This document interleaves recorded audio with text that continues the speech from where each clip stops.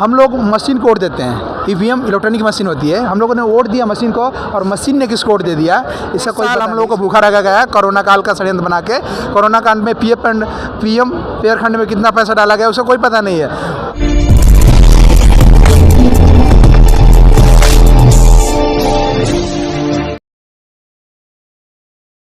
साथियों, हमारे साथ प्रशांत बसपाई जी हैं, हम उनसे बात करना चाहेंगे। इन्होंने उत्तर प्रदेश चुनाव में काफ़ी ज़्यादा काम किया और इनसे जानने की कोशिश करेंगे उत्तर प्रदेश के अंदर बहुजन समाज पार्टी की इतनी जो बुरी स्थिति हुई है, केवल एक सीट प्राप्त कर पाए, उसकी क्या वजह रही है। प्रशांत जी, सबसे पहले सभी साथियों को क्रांतिकारी जय भीम और इनकलाब। उत्तर प्रदेश में जो हमारी सीट आई है वो एक नहीं है, उससे हम लोग 101 सीट मान रहे हैं।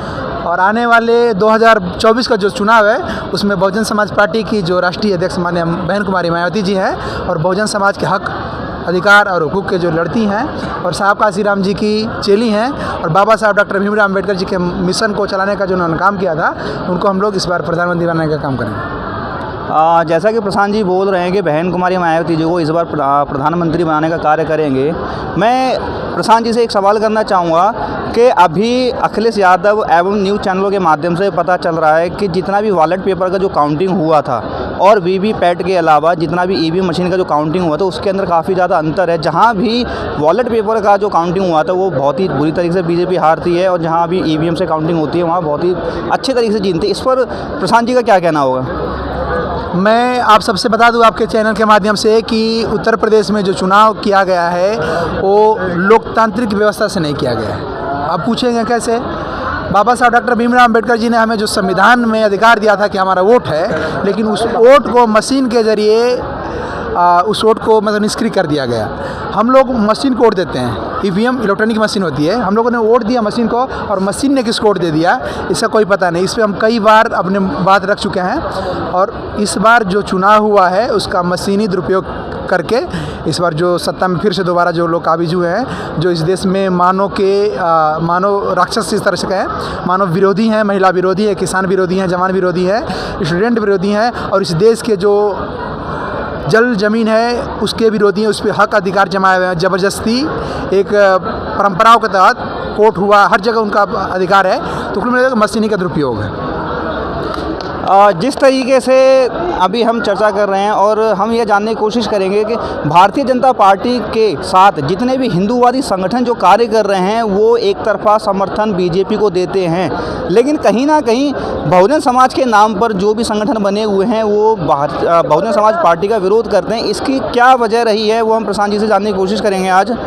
हाँ, इसकी बहुत बड़ी वजह है, मैं बता देता हूँ आपको। सबसे पहले क्या है कि बहुजन समाज में कुछ लोगों को खाने पीने का व्यवस्था दे दिया जाता है। मैंने एक बात और कहता हूँ, आगे कहा था कि बहुजन समाज में कुछ लोग बीजेपी और आरएसएस की जो नीति है, कांग्रेस की जो नीति है, उसमें क्या था कि सबसे पहले जो भूखा है उसको खाना दे दो, चलने के लिए इसमें गाड़ी दे दो और सोने के लिए बिस्तर दे दो। वो अपने आप को इतने में नेता सीमित कर रहे हैं, समाज में उनका कोई सारोकार नहीं है और ऐसे लोगों को बीजेपी ढूंढ के दिया लेके और मोमबत्ती लेके इस तरह से लाइट जला के ढूंढ रही है और ऐसे लोगों को नेता बना रही है और वही लोग बहुजन समाज के हक और अधिकार को खाने का काम कर रहे हैं। तो यकीनन बहुजन समाज पार्टी को कमज़ोर करने का काम इसीलिए कहा जाए, मैंने उनको खरीदा जा रहा है, खरीद फरोख्त से काम चल रहा है और ये देखा गया। हमारे समाज में लोग मजदूरी करते हैं तब जाकर हम लोग खा पाते हैं। हमारे परिवार को ऐसे 5 साल पहले साल हम लोग को पढ़ने नहीं दिया गया था, हमें हमारे ज़मीन से वंचित कर दिया गया था, जो हमारे राशन पानी था वो छीन लिया जाता था। तो हमारे समाज के लोगों को हर तरह से छीन लिया गया, वही काम आज किया जा रहा है। 2 साल हम लोगों को भूखा रखा गया कोरोना काल का षड्यंत्र बना के।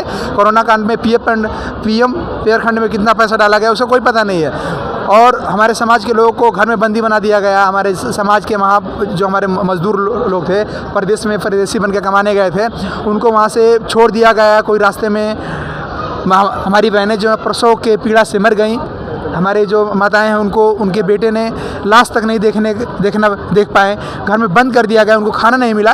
तो ये राशन भी दिया गया था 5 किलो और एक तेल था, नमक का जो आरएसएस ने एक प्लान लाया था कि नमक देंगे तो लोग कहेंगे कि हम नमक जिसका खाएंगे उसका नमक हलाली नहीं करेंगे, फिल्म आई थी। तो नमक में भी कुछ और चला गया और मशीनी का तो साथ है ही है।